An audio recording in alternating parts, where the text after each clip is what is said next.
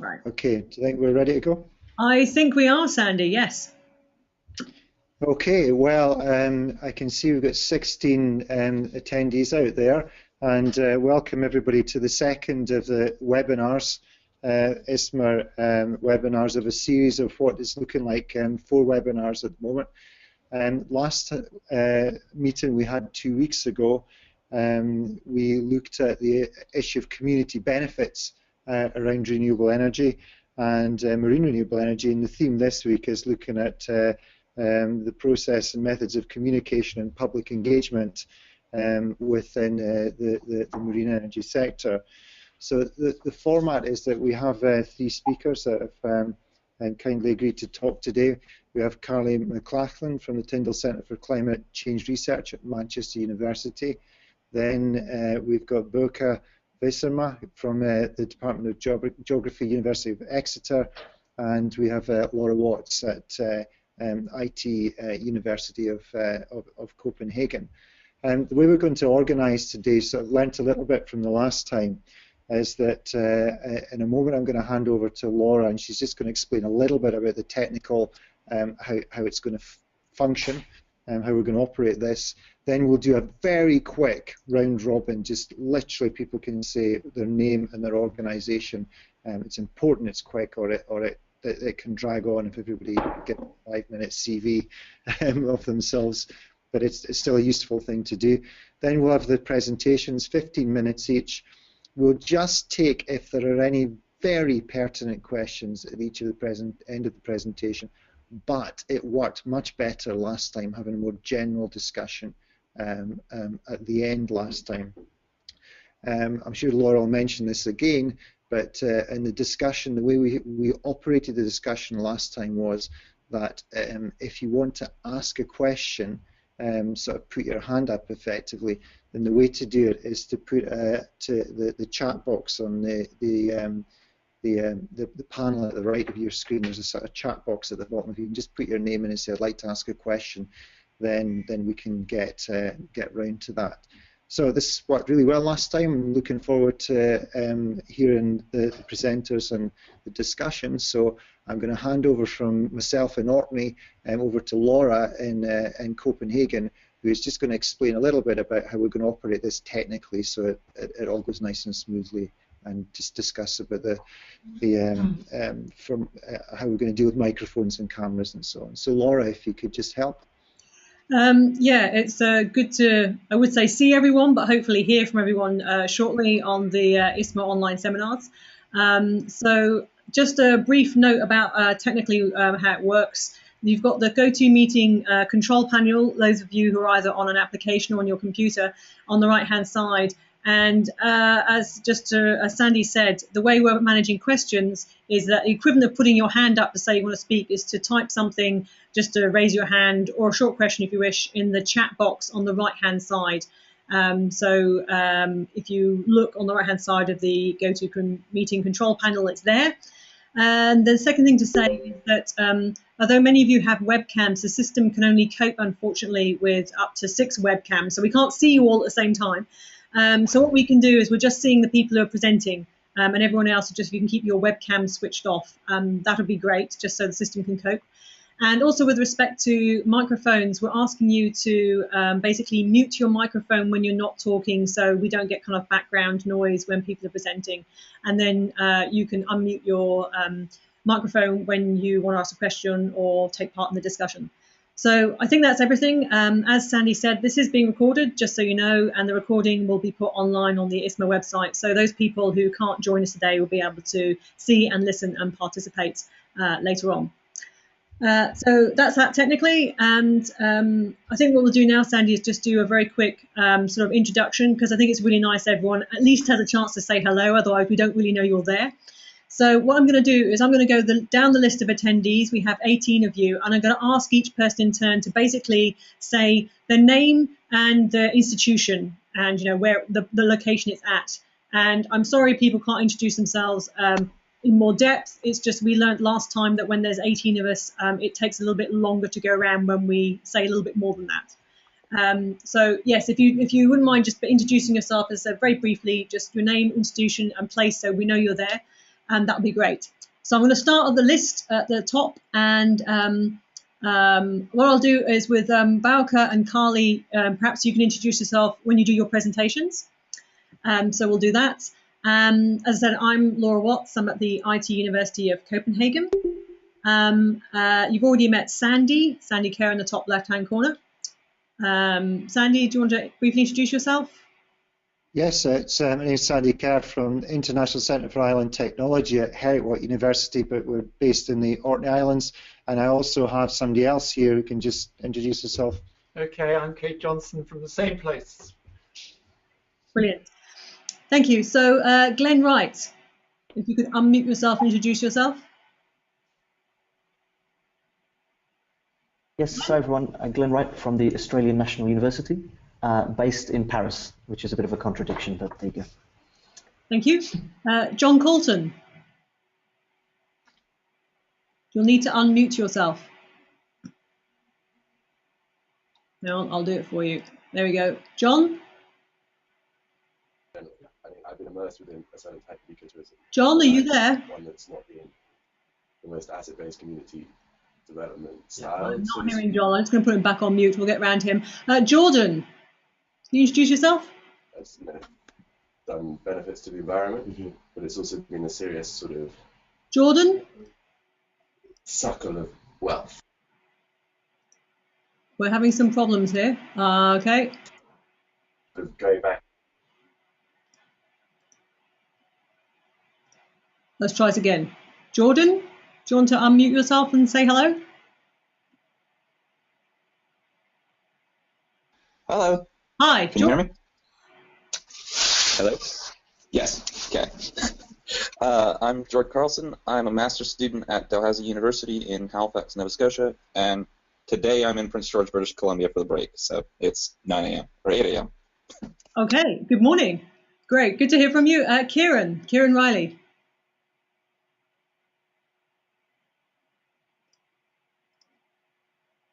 Kieran? Hi, how you doing, Laura? My name's Kieran. I'm based in the Hydraulics and Maritime Research Centre, which is part of UCC in Cork, in Ireland. I'm in the third year then of my PhD. Cool. Great to hear from you. Okay, Pete Watson. Pete? Hi, I'm Pete Watson. Hello. Hi. Hello. Hi. I'm Pete Watson. I work in industry on the sort of design and implementation of offshore transmission grid. So we're kind of at the design and build end of things. Great. Nice to hear from you. Rhys Howell. Hello, I'm Rhys. I'm University of Edinburgh and I'm in Edinburgh. Nice to meet you. And Ryan Holmes.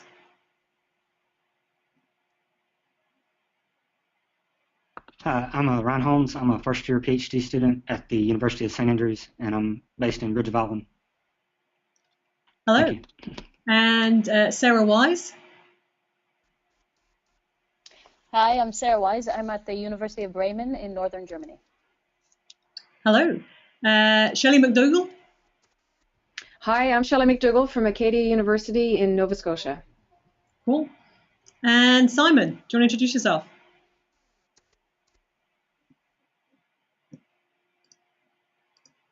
Simon? No? Can't hear you. John Colton, we missed you. Are you there still? John? I never really came out here to get a degree, so to speak. I mean, of course. No, I think he's disconnected somewhere else. Okay, so thank you everyone for introducing yourselves. It takes a little bit of a while. It's a little bit complicated, but I think it's really important. So at least we've all heard from you, and you're all very much all over the world. Thank you for all joining us, particularly those who had to get up particularly early this morning. What we're going to do now is move into presentations. As Sandy said, we have 3 short presentations, and all 3 of us who are presenting at these seminars, also in the previous seminar, the next one, the presentations are intended to be a kind of to get the ideas rolling and get discussions moving. First up is Carly McLaughlin at the Tyndall Centre for University of Manchester. And really glad you're going to be talking today, Carly. Carly's going to be talking about the expectations and experiences of consultation processes. So she'll be sharing some of her research. And I'm just going to switch her screen sharing on and make her a presenter. Right. Okay. So if you click show my screen, Carly.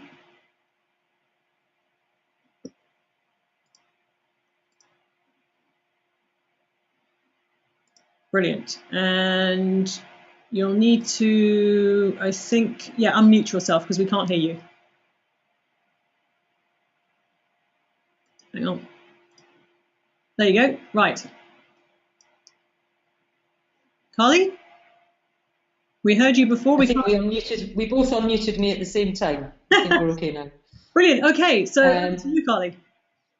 Okay, and can I get rid of this little thing so that they're not in the way? It's all fine. We see your screen and only the slide. It all looks fabulous. Okay, great. Okay, so yeah, I'm Carly McLaughlin. I'm based at the Tyndall Centre for Climate Change Research at the University of Manchester. And I'm going to talk today kind of drawing on my research that I did for my PhD, which I finished in 2009. So I'm maybe a little bit rusty on some of the details of it, but the idea is just to show you a kind of an example, a real world example of the kind of issues that I think there are in consultation. Okay, so I'll just get to the next one. Okay, so I think it's worth to give you a sort of sense of where I'm coming from with this, my perspective on what I would call renewable energy siting controversy, and we could probably have a whole webinar arguing about that terminology. But basically a renewable energy development where there's a sense of some groups being supportive and some not, and trying to get at the reasons behind that. And I think in all the cases that I have looked at, there's a way of dividing that into three different areas that helps you unpick what's going on.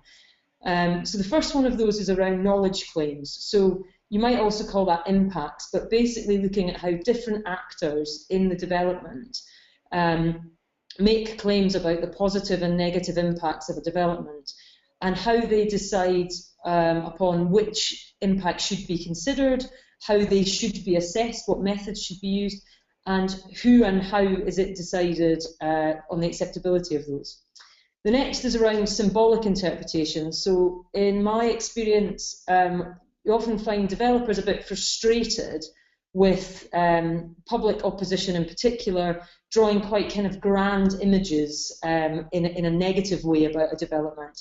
But actually often if you look at the texts that are produced by those supporting developments, they also have very strong images and concepts that they're drawing on that don't necessarily relate to those more sort of specific impacts, things like saving the world and that kind of level of claim. So I think there is something very interesting going on with how place is interpreted, how technology is interpreted, and how those fit together or don't. And obviously there's been quite a lot of work around that area. And then the final issue is around processes of consultation, which is what I'm going to talk more about today.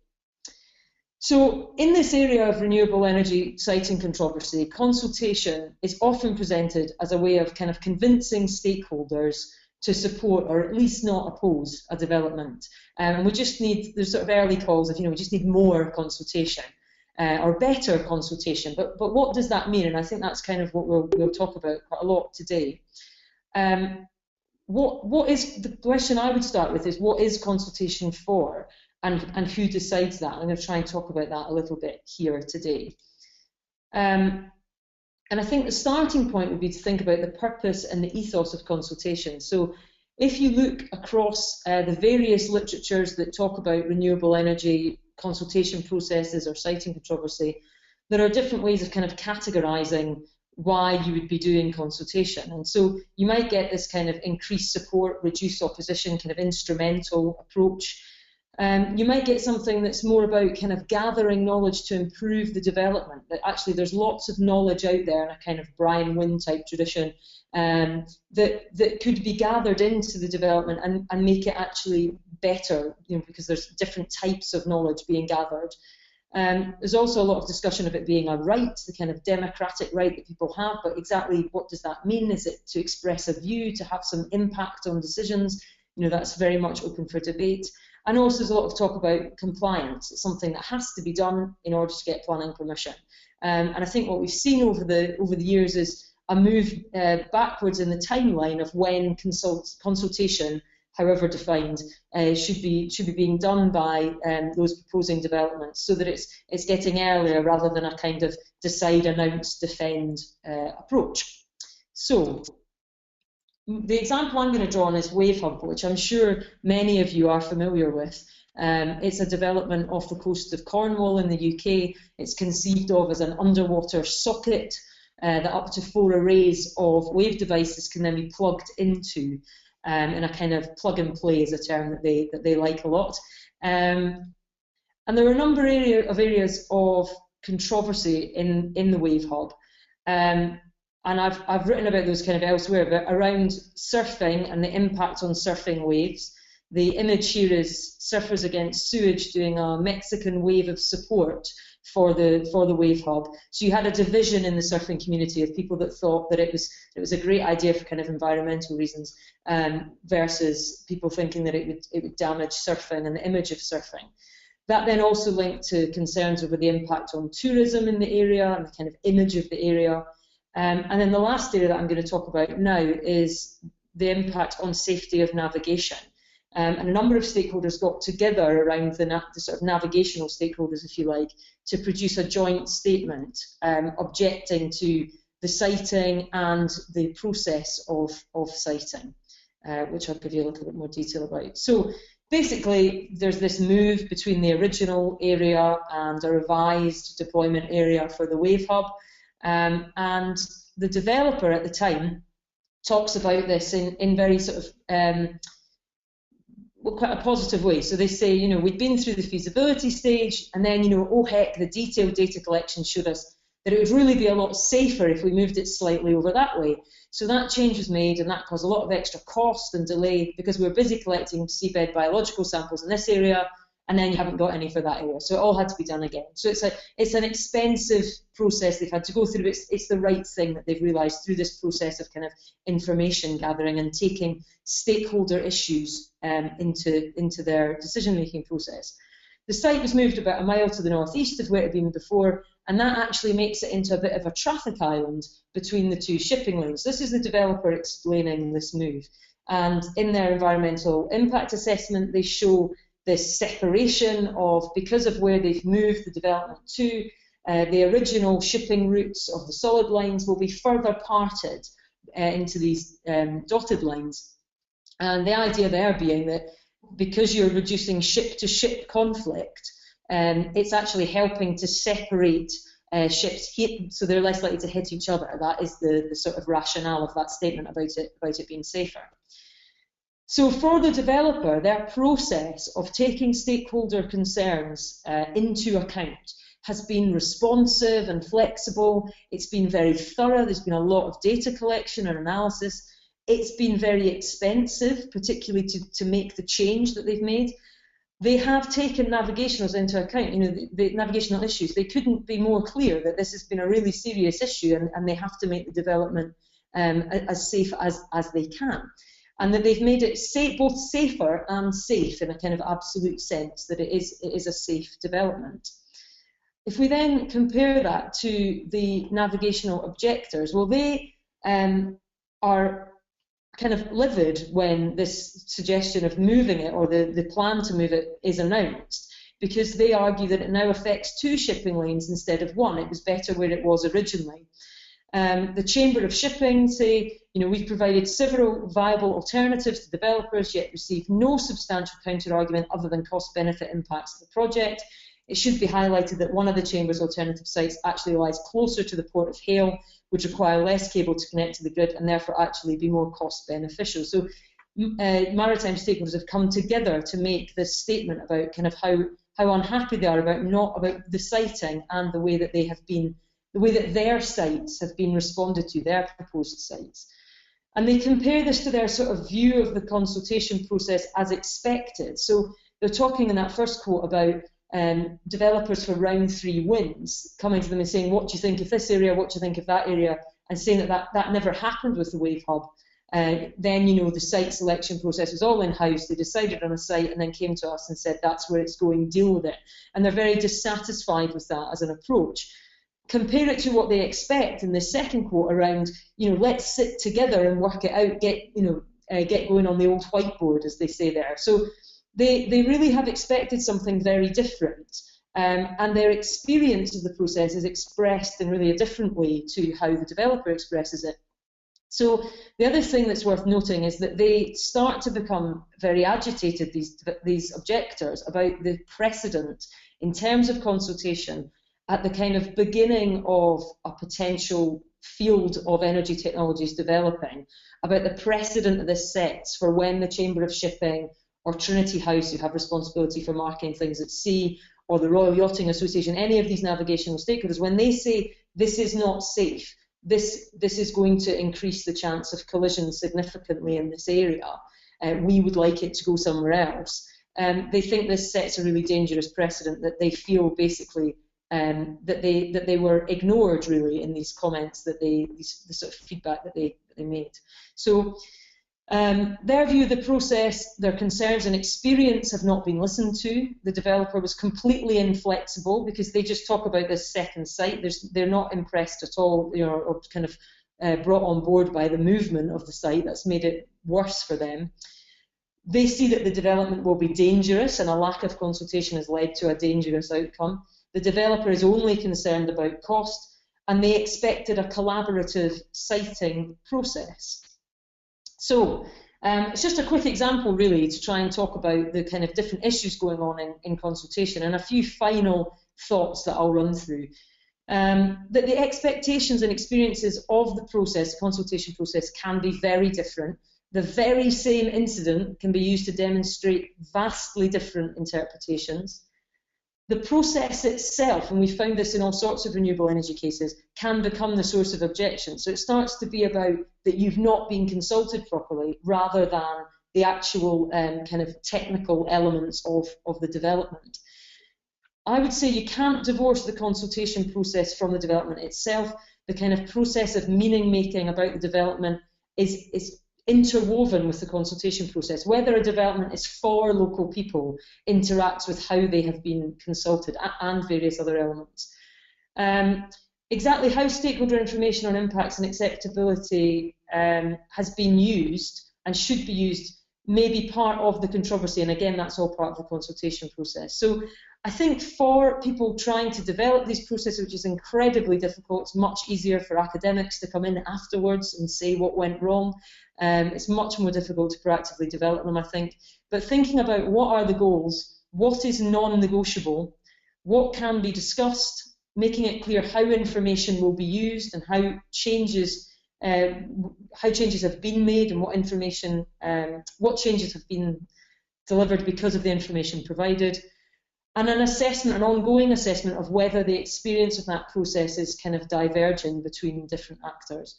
And I think, I suppose, just to finish off, we mentioned in the last webinar that marine developments are likely to be held to a kind of higher level of account in terms of community benefits, because of their connections with a sense of, you know, being for the good of, or for a wider good, for a more common good, for being environmental and sustainable. And I think there is also the potential in terms of consultation that they will also be held to a very high standard of expected consultation. So just at the end of my slides there, I've got a few sources that if you want to look at any more of the sorts of things that we've worked on, and just my email in case you want to follow up and ask me any questions or anything like that. So thanks very much. Brilliant. Thank you very much, Carly. We can't all, unfortunately, 15 of us applaud, but yes, thank you. So if there are any sort of clarifying questions that people want to have for Carly, and then there's going to be time for a discussion across all three papers at the end. Okay, I'm not getting any clarifying questions, which is fine. We're not necessarily expecting any. So thank you ever so much, Carly. Looking forward to taking that on board as part of our wider discussion. I'm now going to hand over to Bauke ISSMER, who's at the Department of Geography and University of Exeter, who's going to be talking about his work in Guernsey, I believe. So Bauke, if you could, yeah, I'm going to unmute you so we can hear you. Yep. And hello. Brilliant. I'm just going to change presenters so we can see your screen. Okay, so if you could hit the show my screen button. Brilliant. Yeah, I've done that. Yes, we can see your screen. If you can go in full screen mode, then we can see your slides.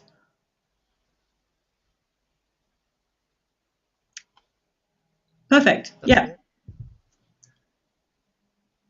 Cool. Okay, thanks a lot. Go ahead. So can you hear me all right then? We can hear you perfectly fine, yes. Great. Okay. So I've got about 10 minutes, right? Yes. Okay. Cool. Well, thanks very much for asking me to speak, or to open it, to invite everyone. Then I responded basically. But anyway, so my name is Bauke Wiersma. I'm a third-year PhD student at the University of Exeter.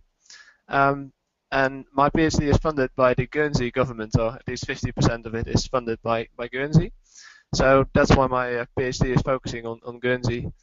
And I'm supervised by Patrick Devine-Wright and Saffron O'Neill, just to mention them. So my PhD doesn't just look at marine energy, it looks at offshore renewable energy. So it looks at wave, tidal, and offshore wind as well. And that's basically because in Guernsey, they've got a resource in all three of these areas. So they've got, especially tidal energy, they've got a very strong tidal current resource. But they haven't actually utilized any of these things. So they are looking to do so. And at present, they are kind of scoping the potential for all of these technologies. And my PhD has been funded to scope the social potential, as it were, of these technologies. So they're interested in the acceptability of it. So just for those of you who don't really know Guernsey much, it's a fairly small island. So as you can see on the first slide, it's one of the Channel Islands between the UK and France. And it's, well, what struck me is that it's very densely populated. So it's got about twice or 2.5 times the population density of the UK, and which is 65,000 inhabitants. So it's a small but densely populated island. And what's perhaps the most interesting thing about it is that it's formerly a British Crown dependency. So it's not actually part of the UK or the EU, but it's got its own parliament. It's kind of like an independent tiny country, really, which means that which means that they've got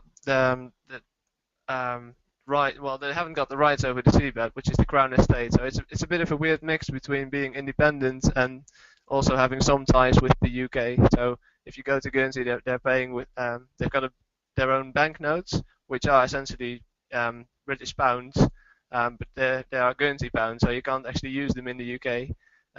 But they have got the Queen on them, so it's kind of a weird mix between sort of it feels quite English, but it's not really, because they're also independent. So this is kind of the context of where these technology developments might potentially happen.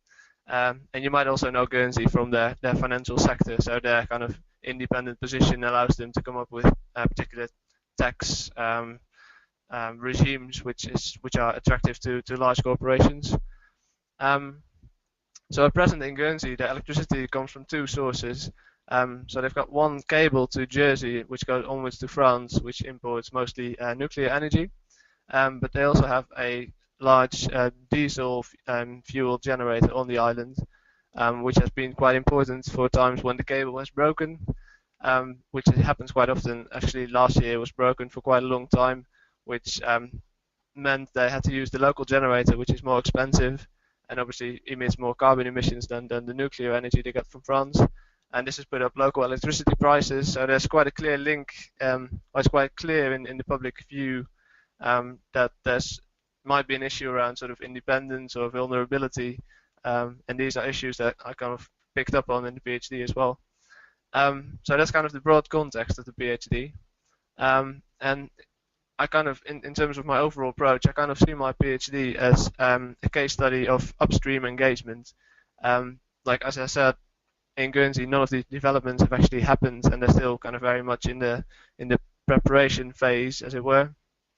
So I think my study is quite a big contrast to what I've termed in a paper I wrote with Patrick last year, kind of the dominant single case study research design.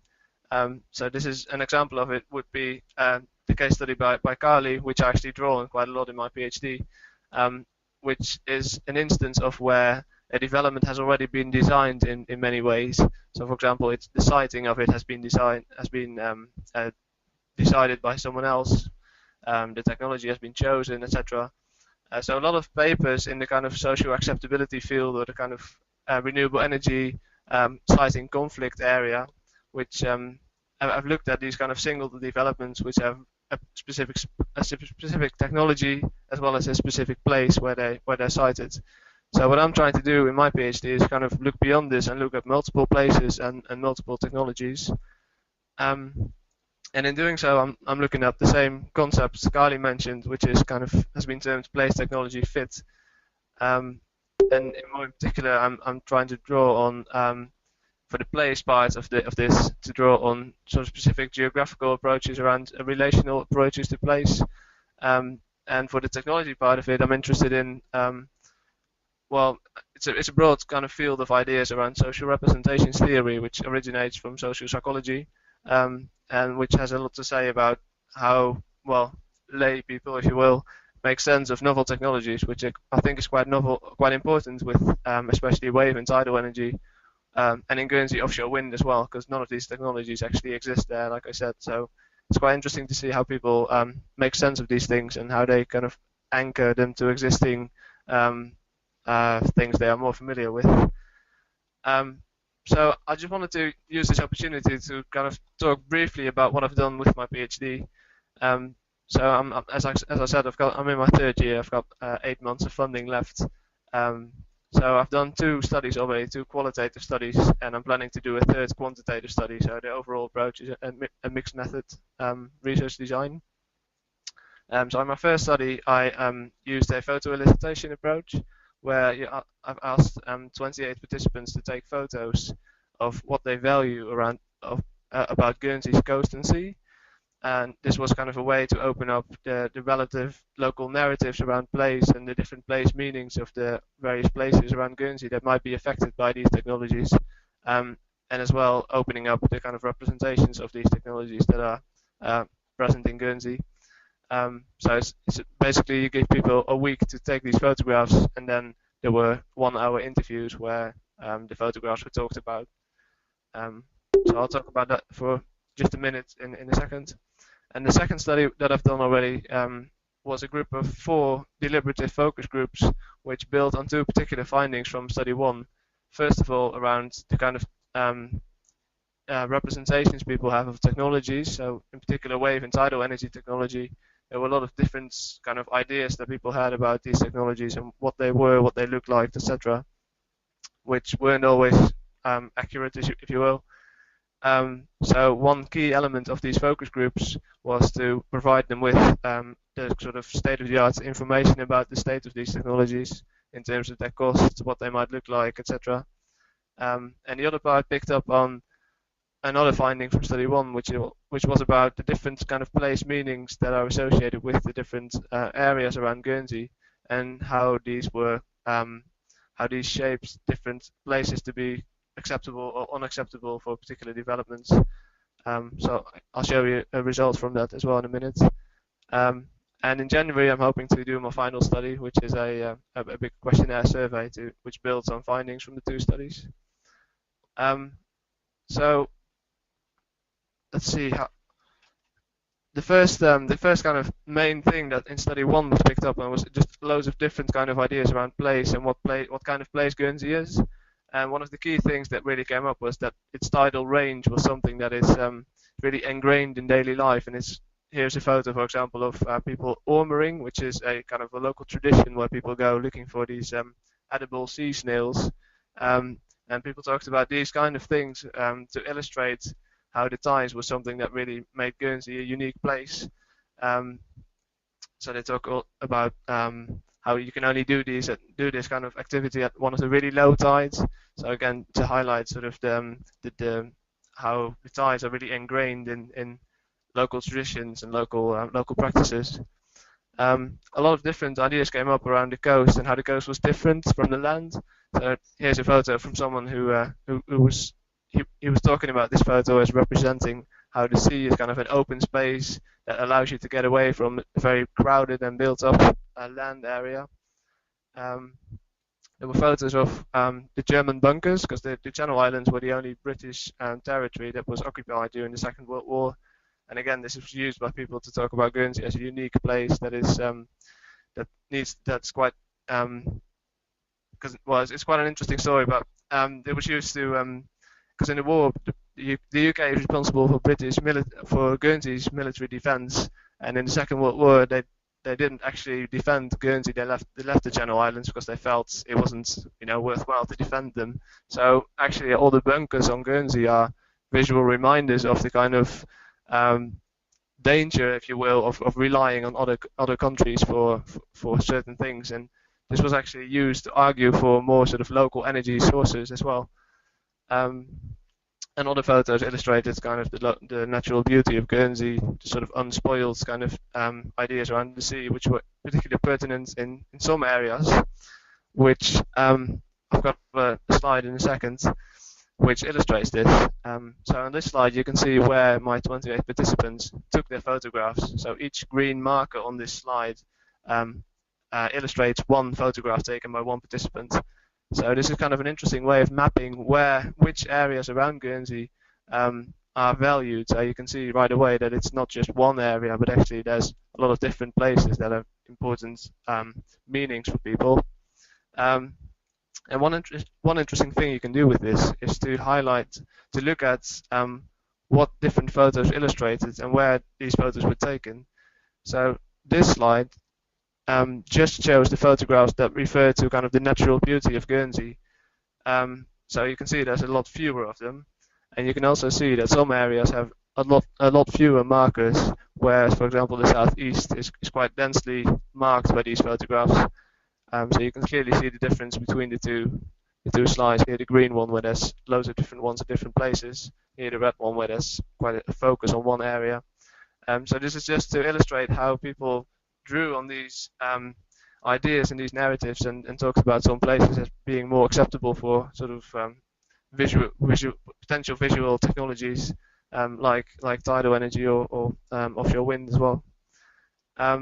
The other kind of key finding of this study was, you don't have to read all of this, I know there's a lot of text on this slide, but that the kind of different representations people had, the ways they represented tidal and wave energy were highly divergent and actually not very often very correct, which was interesting because a lot of people talked about tidal energy as their top choice of energy source, even though when you ask them what do you think tidal energy looks like or how do you think it works, they came up with very elaborate and very wrong kind of ideas around sort of comparing them to nets or to the vents you can see on top of vans, and the same was true for wave energy. So that was really interesting to see what kind of ideas people based their support or objection, and I think this is quite an important thing that came up in the second study as well. So in the second study I followed up these ideas around people's sort of subjective knowledge around these technologies, and I provided them with information like visual imagery of the different kinds of devices that have been developed so far, to find out how these were responded to. And some aspects were kind of changed people's opinions a little bit. So, for example, in Guernsey, everyone talks about Alderney, which is seen to make more progress with tidal energy.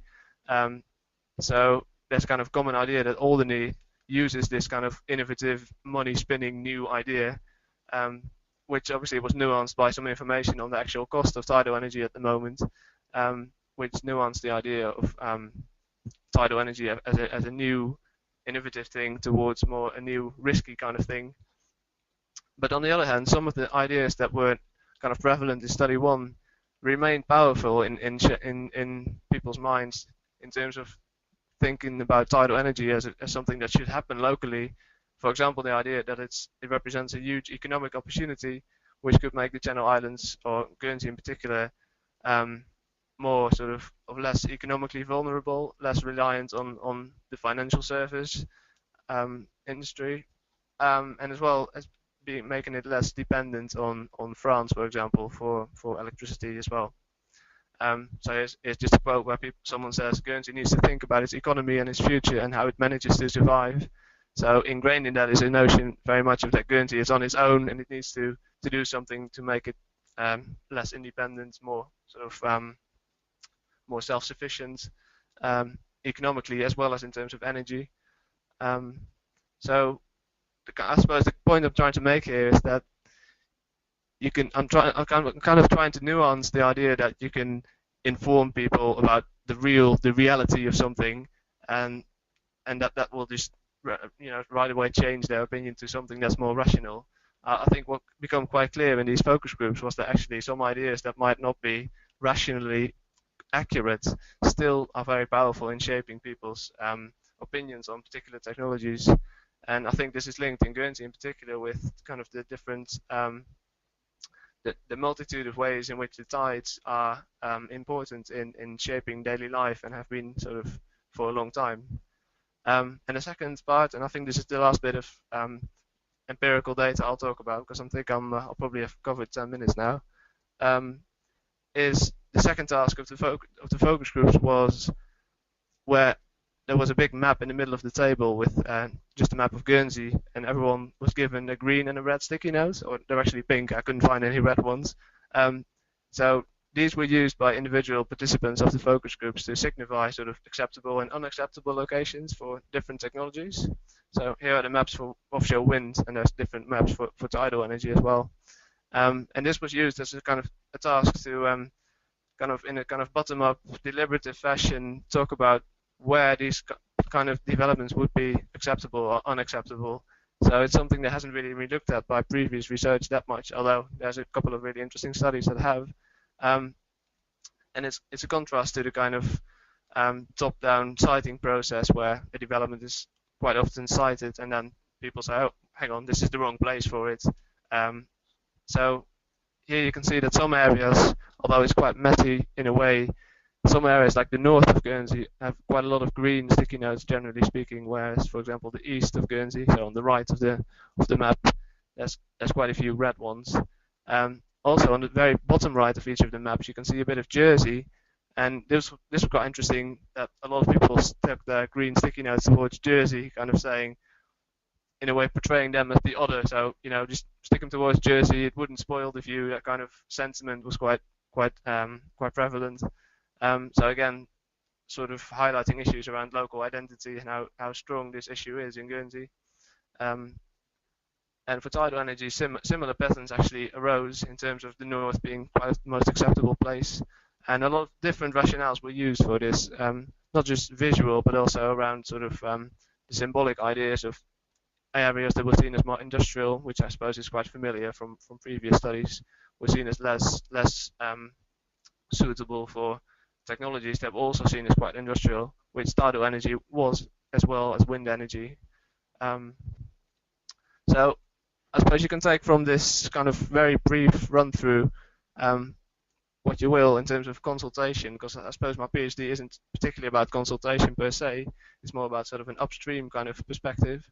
But I think overall, generally speaking, I think an upstream deliberative and bottom-up approach like the one I've tried to talk you through can capture a diversity of place-related ideas and values and narratives, which are associated with public acceptability of different kinds of place change, and it can help in understanding and identifying suitable places for different technologies. So again, drawing on this idea of place technology fit, but in a different kind of way, because I think it's more, in a way, it could be more constructively used rather than analyzing afterwards, saying, well, actually here, this particular technology that's been proposed doesn't fit this particular place.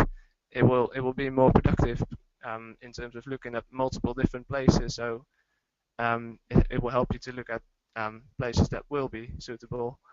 And secondly, I think understanding public evaluations of these kind of new unfamiliar technologies, although they might not be unfamiliar, people will have heard things about them. But these existing expectations and kind of social knowledges are very important in shaping public evaluations. And I think in terms of informing members of the public about them, it's quite important to stay away from presumptions that this information will be straightforwardly translated into positive public evaluations, if you will. So I'm hoping that's clear, and please send me an email if you've got any questions, because there's a lot more I'd like to have told you about, but I suppose I haven't got time. And also there's a paper that might be of interest to you. So thanks very much. Brilliant. Thank you very much, Bauke. That was fantastic and really, really interesting. So are there any immediate sort of clarifying questions for Bauke at this point? If you have any, just type something in the chat box, or we'll move on and take questions together at the end. Okay, I'm not hearing any clarifying questions at this moment, which is fine. We weren't expecting any. We're going to take the questions all together about all three papers at the end. So fantastic, Bauke.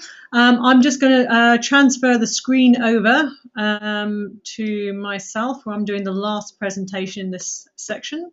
Show my screen. So I'm hoping everyone can see my screen and also see me. So, right. If there's any problems at some point with not being able to hear me or see my screen, if someone can shout, otherwise I'm going to assume it's all working fine. So yes, the final presentation is, I want to follow on from, I just want to put the webcam on so you can see me. Okay, so hopefully you can see me as well as the actual slides as well. So I wanted to follow on, actually it follows on quite nicely from what both Carly and Bauke were talking about.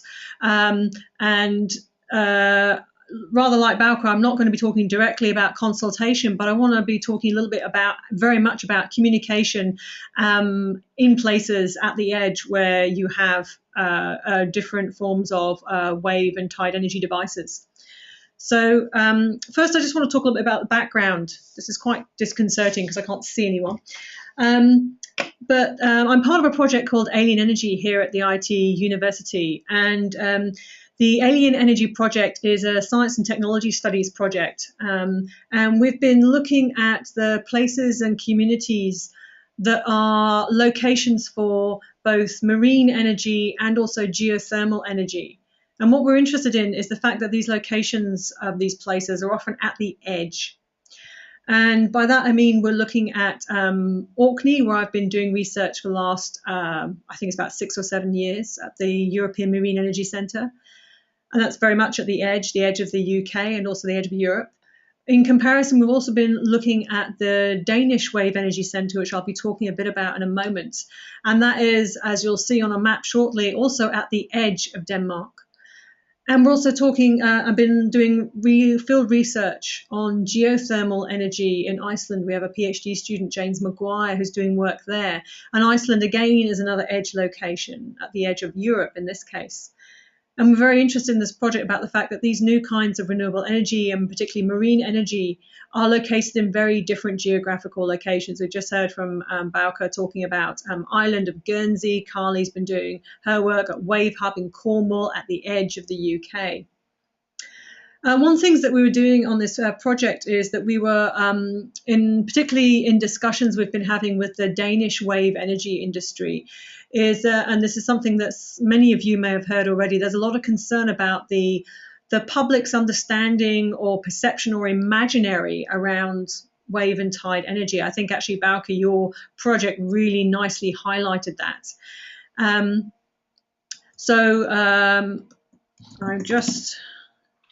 hoping everyone can see me now. Let me know if you can't. But as I said, one of the things that we were asked by the industry is to think about how we can participate in changing people's imaginaries around wave and tide energy. And this, what I'm going to talk to you now, is very much about one of the an installation we did to try and do that work.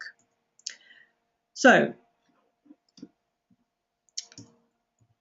just if some of you are having a brief question mark and can't quite remember where Denmark is, it's part of Scandinavia, or just there north of Germany.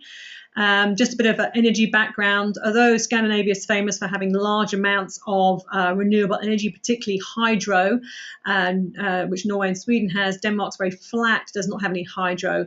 But as you are probably aware, it has an extraordinary amount of wind energy, Vestas being the most famous. We're actually been doing work here at Hanstholm, which is on what's called the shoulder of Denmark.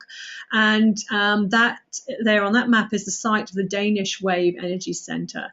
So if you go back to the previous map, you can see we're looking at the far north west side of Denmark. It's basically on the opposite side from Copenhagen, where I am, the capital, which is in the southeast of Denmark. They say that Hanstholm is, about twice the distance from Copenhagen as it is to go the other way. The other thing to know about this is the fact that this is an image of what Hanstholm, the harbour, looks like, and this may be very similar to some other places you've been working. This is a working harbour. It's at the edge of Denmark. It's a place where young people often drain away to jobs on the other side of Denmark, in Copenhagen, for example. It's called Udkantsdanmark, the kind of outlander area of Denmark. There's also sometimes this area of a kind of ring around the edge of Jutland is known as the rotten banana. So edge places often have kind of socio-economic issues and difficulties. And this is the location for the Wave Energy Centre, because this is obviously where the resource actually is. I should say there's no tidal resource really in Denmark. It's mostly wave energy.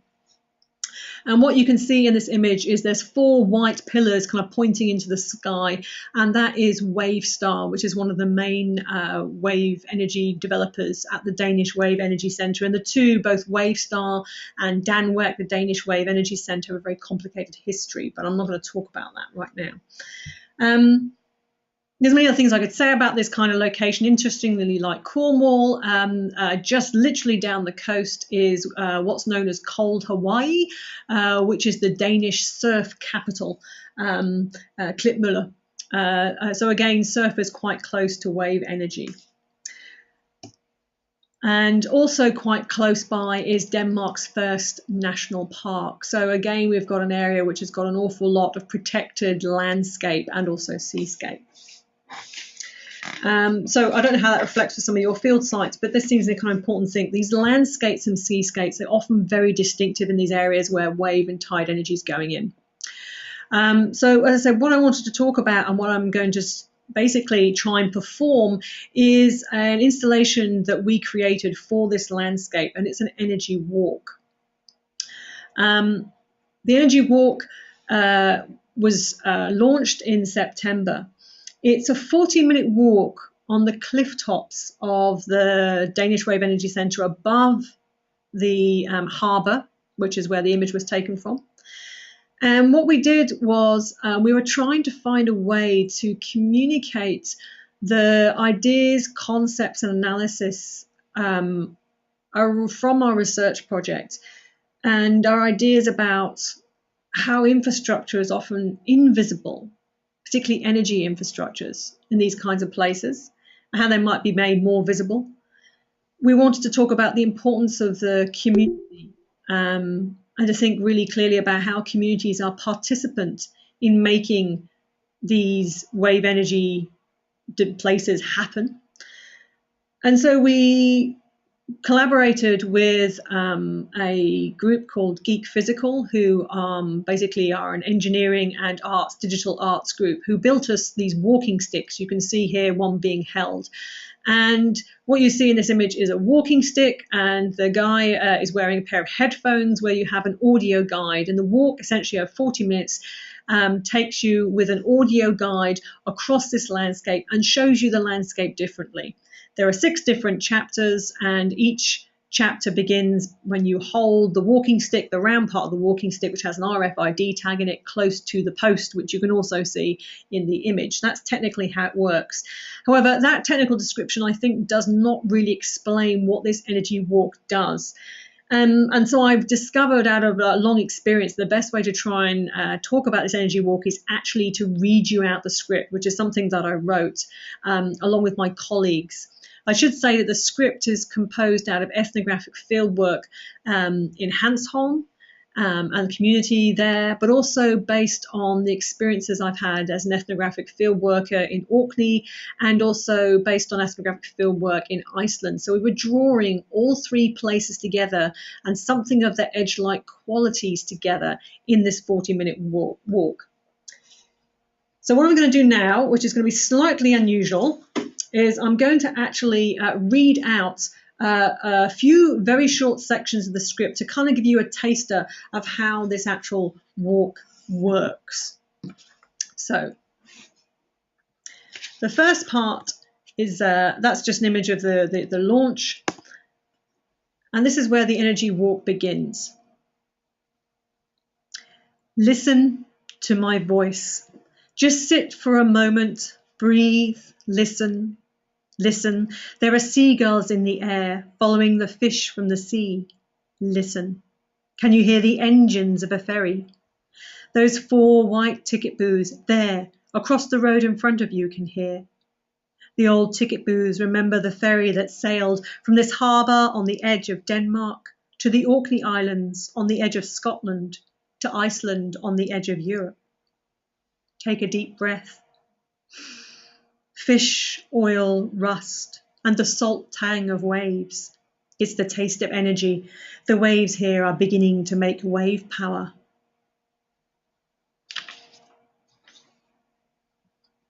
That's how the walk begins. I'm now going to give you 3 short extracts of the walk in different places.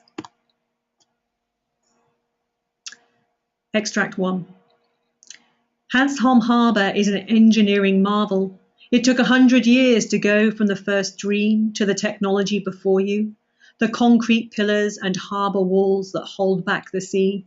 100 years to develop the water technology needed to get it wet. There's a road down there named after a now Aalborg University engineer who helped make it possible 50 years ago. Down there on that big, flat expanse of concrete, they built Denmark's first seaworthy wave energy machine 20 years ago. One begat the other, I was told. The wave experts who built the harbour, who live here, they knew and know a thing or two about waves and water.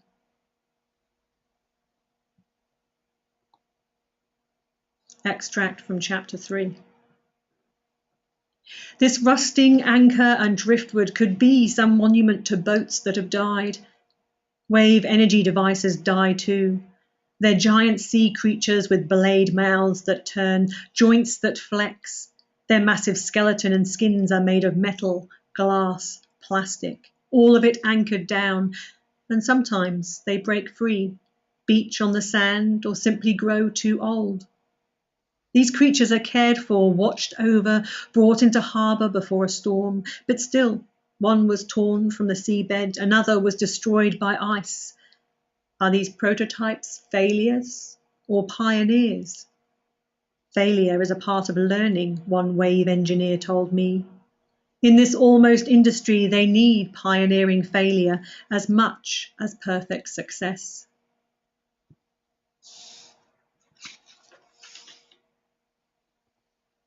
Extract from chapter 5. There, spread out before you, is Hanstholm, the town.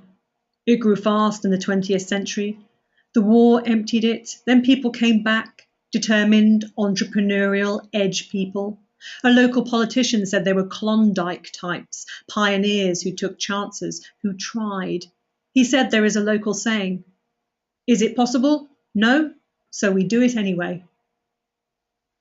Walk on past the clean white houses, white like the space age used to be. It took almost 40 years to go from Sputnik, the first satellite in 1957, to the first global positioning system, GPS, as we now call it, every day in the car. 40 years. Innovation is a slow business. We so easily forget the time. This is the periphery of Denmark, Ukans Denmark. Yet here they are quietly trying to make a new energy industry. Is it possible? No, so we do it anyway. That's what they say. 20 years or so since the first Danish wave energy devices. Despite the failures, the sporadic government investment, they are still testing, pioneering. We do it anyway.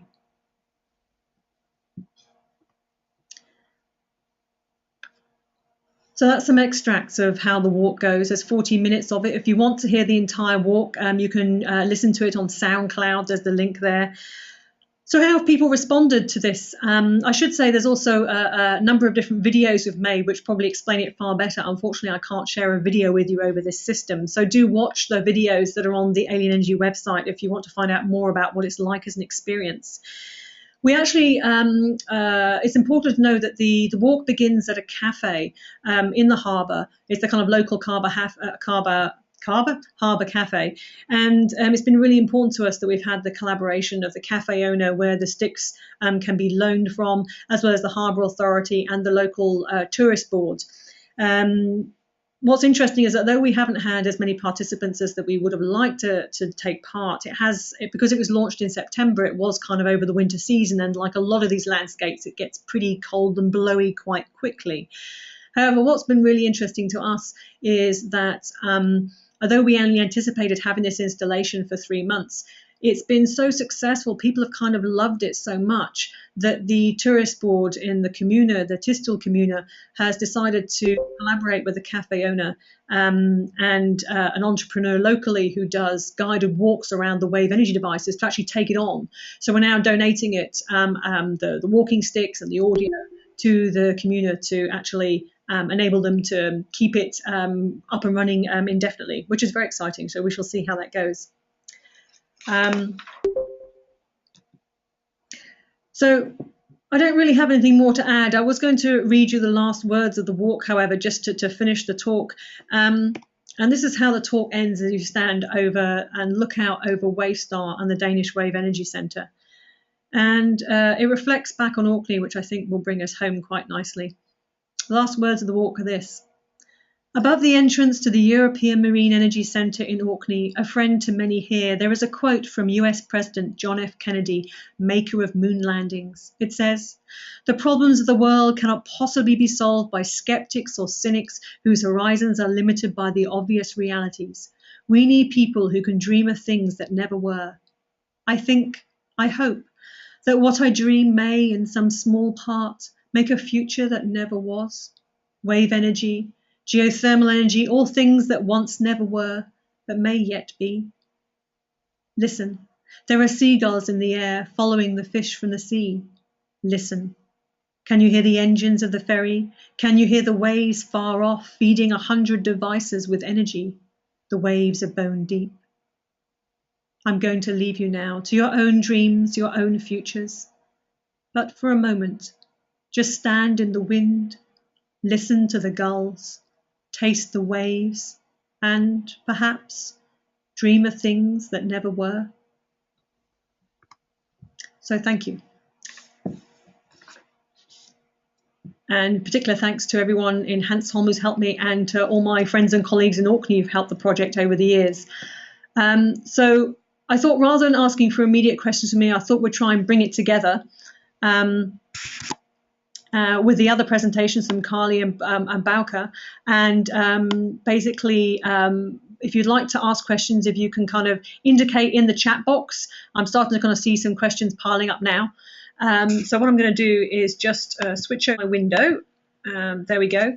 And open it to everyone to actually now have a chance to ask lots of either follow-up questions or reflect on any of the presentations. I'm going to try and chair this, and if anyone has a problem with audio, I should be able to manage taking your audio on and off. So I think first up for questions, Sandy, you said you wanted to have a question. Can't hear you, Sandy. Hang on, I'm just going to unmute you. There you are, Sandy. Okay, that's great. We can hear me. Yeah, I was really sort of picking up on some comments that Carly made, which seemed to mirror certainly some of my experiences around the consultation around the proposed marine energy developments in Orkney. But it was to raise this sort of issue of raised expectations, and I wonder if Carly had any sort of comments on the is confusion the right word, that people have between, sometimes people think that because their views haven't been taken on board that it's bad consultation, and good consultation doesn't necessarily mean that everything, that all views will be taken on board or acted upon, and that often sort of expectations sort of get raised in in the consultation process, people don't really know what they're getting involved in when they sort of start out, and everybody thinks that their view is going to be taken on board, and they feel very disappointed when it's not. Yeah, I mean, I think that's a massive potential problem, and I suppose that's, I think I said towards the end, the communicating about the consultation process is so important, that sort of management of expectations and feeding back what has changed. So I mean, there's examples from a bioenergy case that I looked at where they made lots of changes based on things people had said and issues they'd raised, but they didn't communicate back. And I think that's partly often because a lot of the people doing this kind of work, they're not trying to impose something, for a kind of big profit. They're kind of personally committed to renewable energy, marine energy, to reducing carbon emissions, whatever it is. And I think often it's not necessarily really occurred to them that people might be suspicious of what they're doing and their motives. So of course, if I spoke to you and you told me what you thought about it, of course I would take that on board in a sensible way.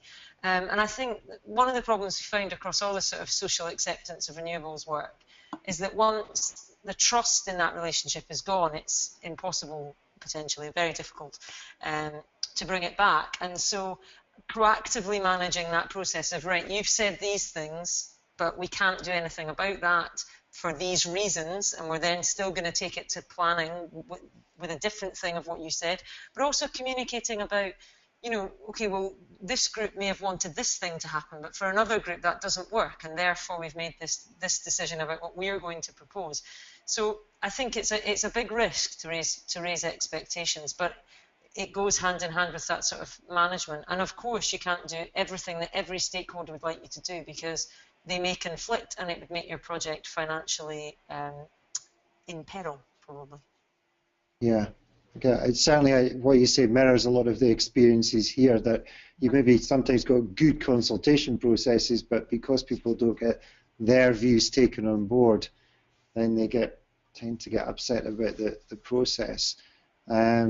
And also the fact that, and it's maybe a bit particular to the renewable sector, and maybe something in the early days, and or with novel technologies like wave and tide, that people are genuinely promoting these technologies with the best intent. They can't understand why somebody else doesn't sort of see that. Or they can't understand why anybody would object to it. But it's interesting that it's a lot of the same issues and problems that are arising in Orkney that have been experienced in the southwest and actually Guernsey as well. Thanks, Sandy. I haven't any more questions from people. I'm not seeing anything lining up in the chat box, but do feel free to shout if you do have any questions for anyone, Carly, myself, or Bauke. While we're doing that, Alan, did you want to briefly introduce yourself? Because unfortunately I skipped you over, which was quite remiss of me. Hi Laura, that's fine. Hi everybody, my name's Alan. I'm a master's student at the University Centre of the West Fjords in Northern Iceland. Yeah, it's really good to have you on board. Thank you for apologising. I thought you were a different Alan, so apologies for that. Does anyone have any more questions? Because I have one for Bauke while people are lining up. Alan, did you have a question for anyone? Not at this point, okay. Okay, Glenn, you have a question. Glenn Wright.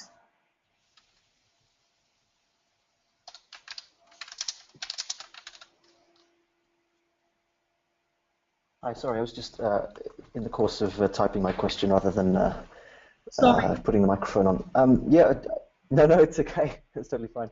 I really love this this walk idea. I think it's absolutely fantastic. I'm sad that I couldn't go and take a look at it myself. I'm just curious what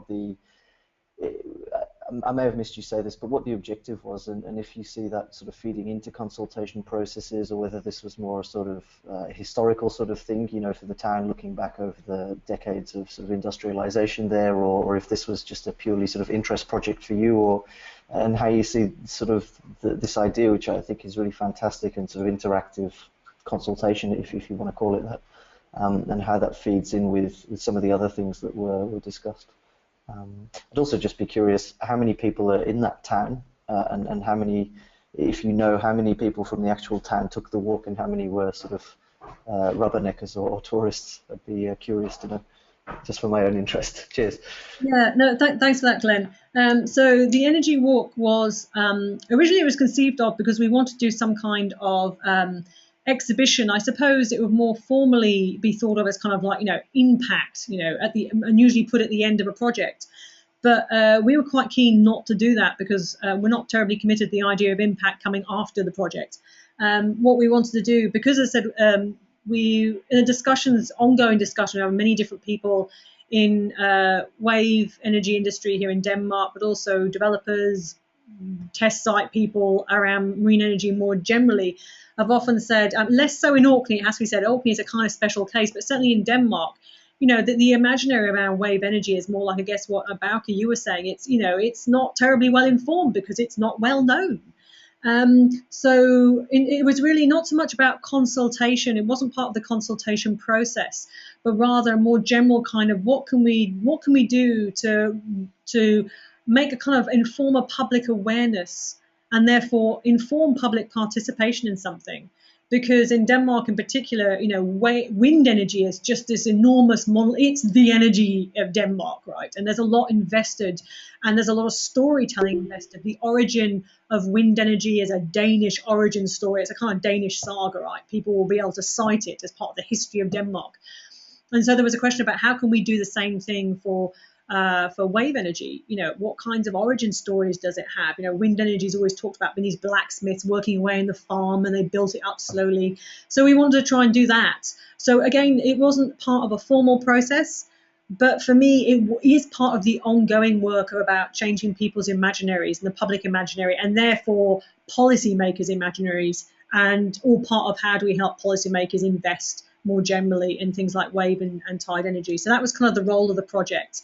Handsholm, the town, I'm trying to remember how many people it is. I think it's like something like about 10,000 or something like that, 15,000. It's quite a small town.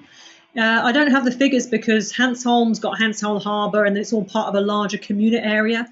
What I can say is in terms of numbers, we specifically weren't so much interested in, we haven't been collecting numbers on who yet. We haven't got their data back because it's still out there.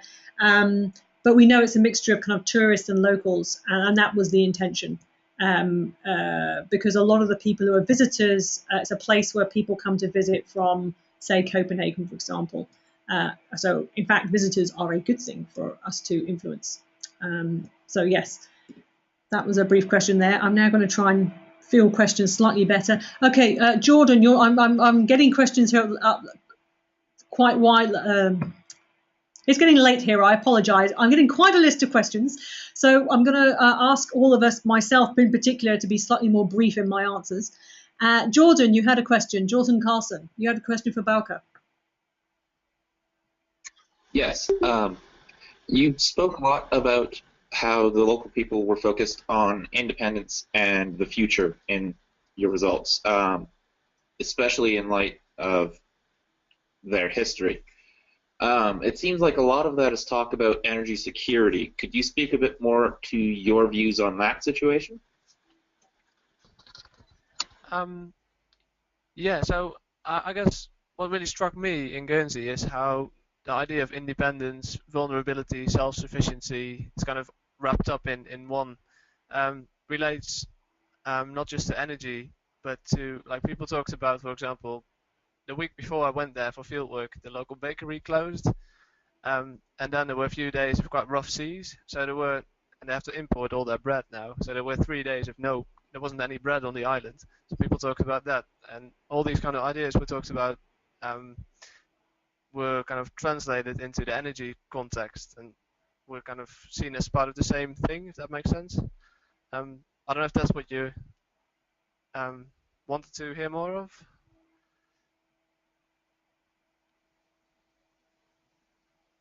Sort of. Just in general, I guess it's a pretty broad question. More or less just your view of how local people, especially in these sorts of isolated areas, I guess, would look out to it, and that is part of it, yeah.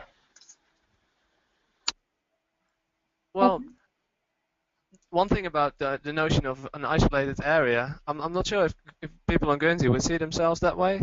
So they've got flights because of their status as kind of this financial center. They've got direct flights to places in Europe, for example, as well, like Zurich, as well as to London. Quite a lot of people commute to London to Guernsey by flying in and out, which is quite strange. So I'm not sure whether they would see themselves as an isolated place, perhaps more as quite a connected place that is physically maybe isolated sometimes, but otherwise fairly connected, well connected.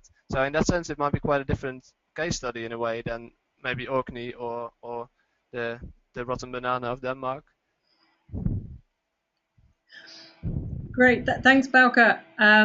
Okay, so I'm just looking at, I'm getting various messages from people. Shelley's had to leave us, but she basically said that, she said, very interesting presentation, thanks for the webinar organisers and see you next month, which is great. And also Pete Watson said, thanks and really useful, goodbye. So he's had to leave us. Carly, you had some questions for myself and for Bauke. Can't hear you. Okay, so quite a dorky question. Can you hear me now? Yes. Yeah, okay. So a bit of a dorky question for you. The sticks, are the sticks kind of functional, like that it's useful to have a walking stick, or are they just beautiful? I thought that photograph at the end was beautiful. And what sort of made you think about using those? Because I suppose my thought is that you could do it all off like I imagine off a mobile or something like that. But this physical thing is interesting. Yeah, thanks for the question. So the walking sticks were basically created collaboratively between us as a research team and Geek Physical, the designers, because they have a lot of experience building installations for public. So they tend to have a really good idea about what works, because an awful lot of things often don't. The idea came about because when people are walking, a walking stick, we needed something to guide people, and we actually felt that a walking stick was something that kind of becomes a companion object. So that's one of the reasons we want to have one. Also to do with the fact that there's actually, as I said, an RFID system built in. So there's a sensor in the sort of round part of the stick, and you hold it next to a post which has an RFID tag, and that basically says, oh, I know where I am now, and I'm going to add move to the next chapter. So you can through SoundCloud, you basically can run it off your mobile. But what we want to do is have something, because it's timed, everything's timed in the walk. So, which I spent a long time figuring out. So where you are, the walk is saying, now you can see this, and if you walk here, you turn right here. So actually that technology enables us to kind of time the walk for people. So it is extremely functional. Thanks. Do you want me to do my other one, or are there other questions now? Yeah, do you want to do a quick question to Bauke? Yeah, so I think we kind of made the same point about single case studies and how they're a sort of academic delight of going in and finding all the problems afterwards and then thinking that you would have wisely avoided all of these if you'd been in charge.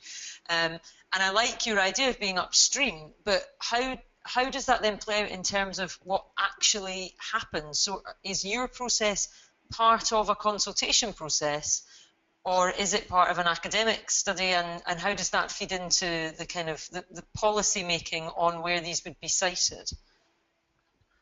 Well, that's actually a really interesting point, because like I said, 50% of my PhD is funded by the Guernsey government. Yeah. They've got a renewable energy team, which is 2 part-time people, and I'm their single biggest spend. So they've for that reason, I think, they've taken a very strong hands-on interest in the PhD, and I think this is quite unique in people doing PhDs. I've had monthly conference calls with them. It's almost been like a co-produced kind of piece of research. So there's a very clear policy link, and they're really interested in everything I do, particularly the quantitative work that I'm yet to do, which might be familiar to some people who work with policymakers.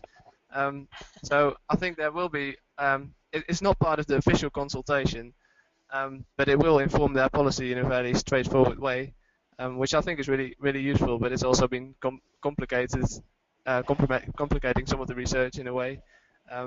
But the other thing that I think is relevant is that some people expect, because in Guernsey there's been a lot of talk about tidal energy for decades, where people have said, why don't we do something with this?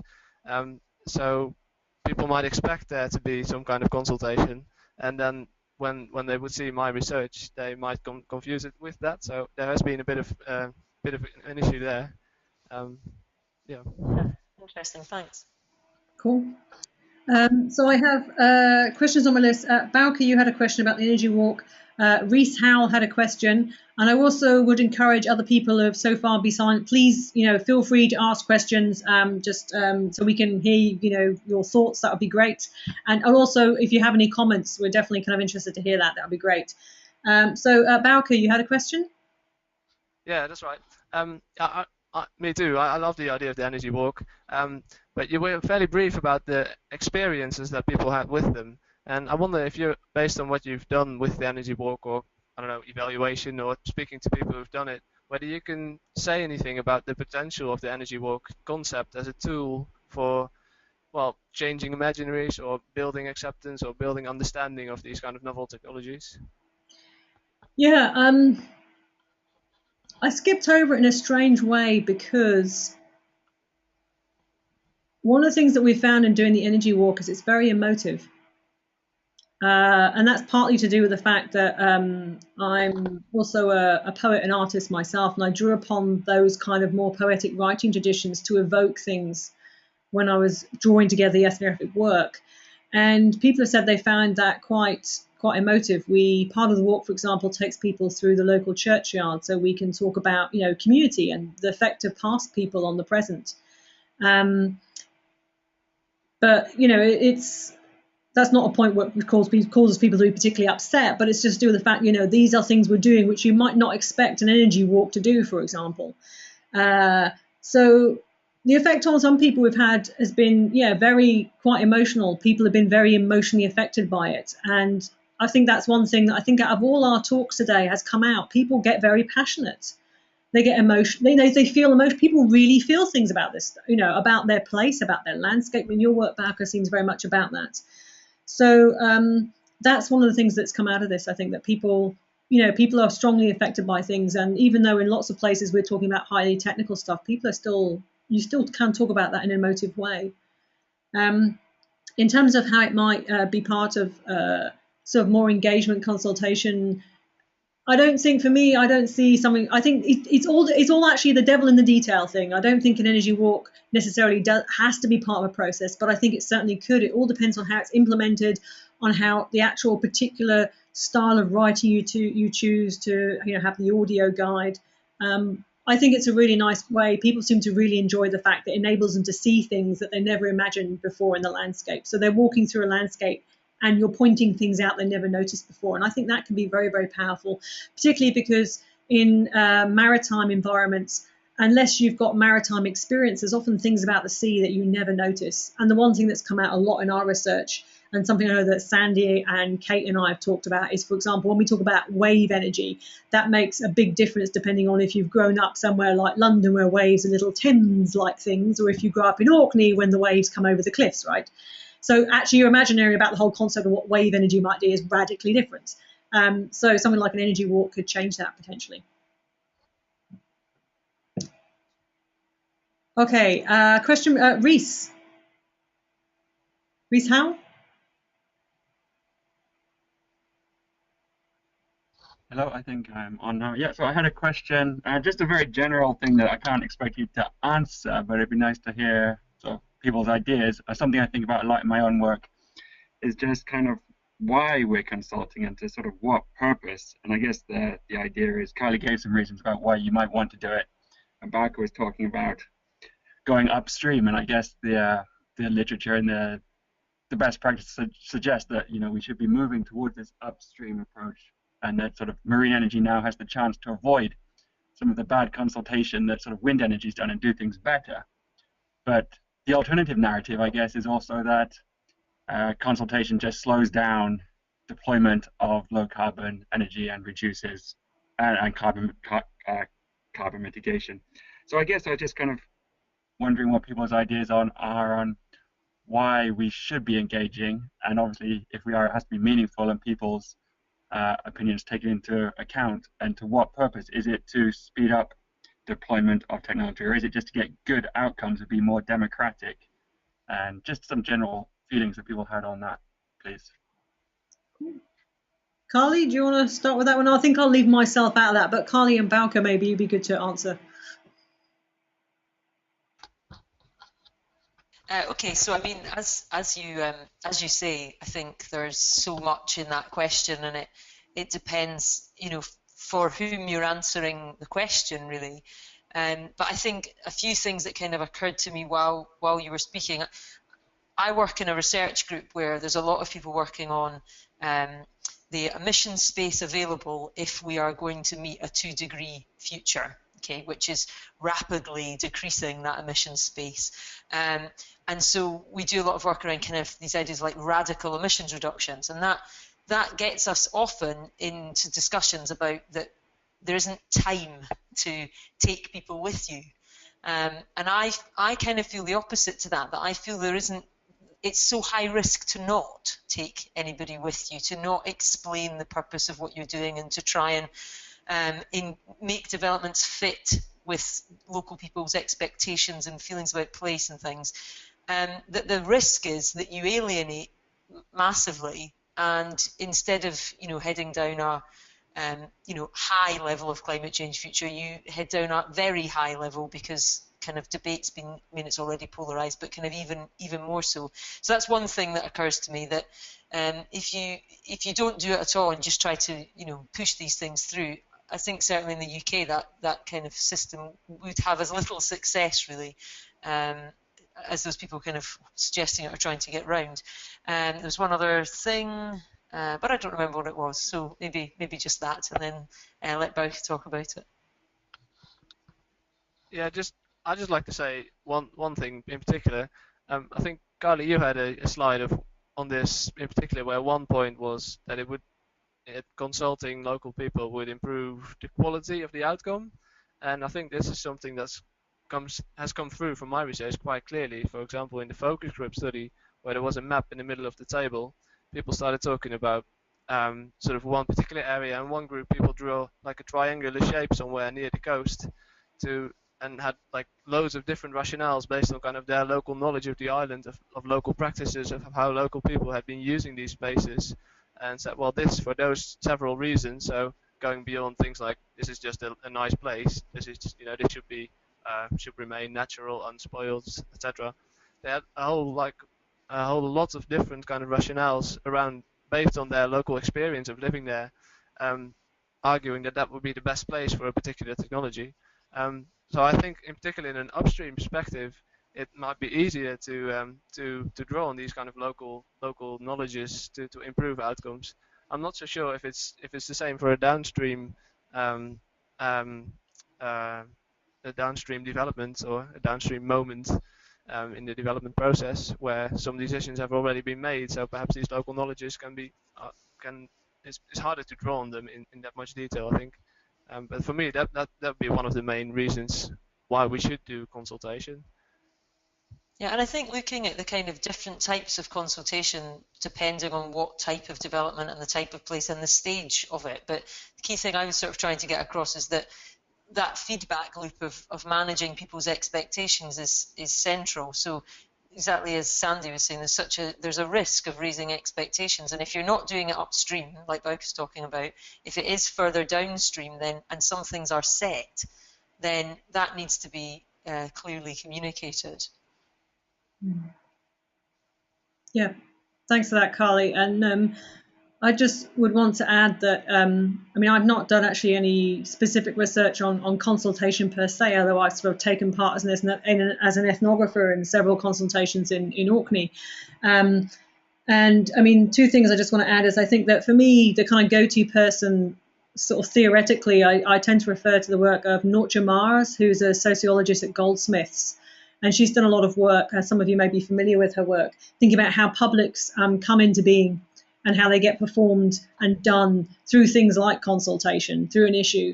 So, you know, that's the first thing I think about is what consultation does, the work that it does to produce certain kinds of publics, and and how that then relationships, publics might be performed before that, but how those relationships are then set up, and that seems quite important to me.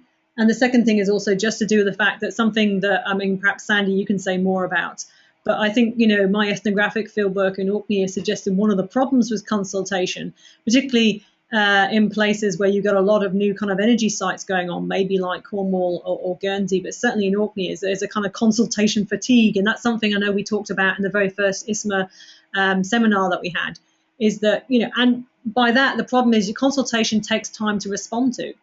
And it requires energy, and you need organisations who've got people available with time to respond to a formal consultation process. So, there's a kind of almost like a professionalisation of consultation, which is a bit worrying. So, yeah, Sandy, did you want to add to that? Sandy? Okay, yeah, that's it. You should be able to hear me now. Yeah, I mean, I agree with that. And it's certainly been the case in Orkney because we've had there's real consultation fatigue associated with individual development proposals, of which there are many. Then on top of that, we've had the new marine planning regime that's developing. So Marine Scotland have had a consultation process so to do with the sort of emerging planning system, and at two levels, sort of national priorities and then the kind of local planning priorities, and then, as I say, individual developers are having consultation with their EIAs. So we're starting to get a real fatigue, and it just all gets mixed up in people's minds as well. They're not actually sure at what point they're contributing to what. I think another sort of point I wanted to make, and it really picks up from the last workshop we had as well, and how I highlighted an example on the west coast of Scotland at the Sound Asleep at Kyle-Ria, where you had marine turbine technology going in there, and there was a sort of instant and visceral reaction from the local community, and it was so different from the reaction that we've had in Orkney, what seems to have happened in Guernsey, or even in Strangford Lough, where the same technology went in Strangford Lough. And I think that highlights the importance that just experiences from one place can't necessarily be transported to another, because just because something was okay in Strangford doesn't mean to say that you take that technology, it'll be okay somewhere else. And that highlights the importance of getting in there early, upstream, as we've been saying, and learning what's happening, because ultimately that it's cheap compared to a development not going ahead or getting delayed because of public opposition. I think it kind of emphasises that, the sense in which it's all socio-technical, the technology can't be separated from the landscape. And if, for me, just to summarise the kind of the event today, it feels like we've kind of very much, been talking about the inseparability of the social, cultural and landscape, place, both seascapes and landscapes from the technology, and that inseparability has to be thought about together in order to kind of get these things to, in the water. I'm going to unfortunately have to say if there's any very last minute super quick questions, because we're now pretty much out of time. No, okay. So unfortunately, I'm going to have to draw things to a close. I need to finish on time in case people need to kind of dash off and do other things. Sandy or Kate, did you want to say anything about the next event, or do you want me to do that? Am I on? I'm on. Yes, thank you. So I'll just give a trailer for the next event, which is on Wednesday, the 14th of January, so just a couple of weeks after Christmas and the New Year. We have a list of speakers. Shelley McDougall, who was with us earlier on, will be speaking from Acadia. I should say the topic is planning. So we'll be looking at marine planning, issues around planning. And the speakers will be Shelley McDougall, Tavis Potts from Aberdeen, and I will be speaking as well. So looking forward to that. Great. Thank you very much, Kate. Thank you very much, Carly and Bauke, and also everyone who's been listening and participated. It's been great to hear from you and to kind of keep doing these online seminars. As Sandy said, we're also planning on potentially having, we haven't finally agreed, but potentially having a fourth event So we'll certainly get your thoughts if you'd like us to do more of these. We were thinking of having a fourth event just to basically have more time to talk, because once we get going, it seems there's a lot of issues that we might want to discuss. So if anyone wants to kind of pitch in, have any thoughts on additional events, then please do let us know. Send us an email or via the ISSMER mailing list, or either to myself or to Sandy or Kate. So like I said, thank you very much everyone for joining us. This seems to have worked. I'm going to attempt to then get this recording online, and hope everyone has a wonderful seasonal break, and hopefully see you all and hear from you all in January. Great, thank you. Thank you.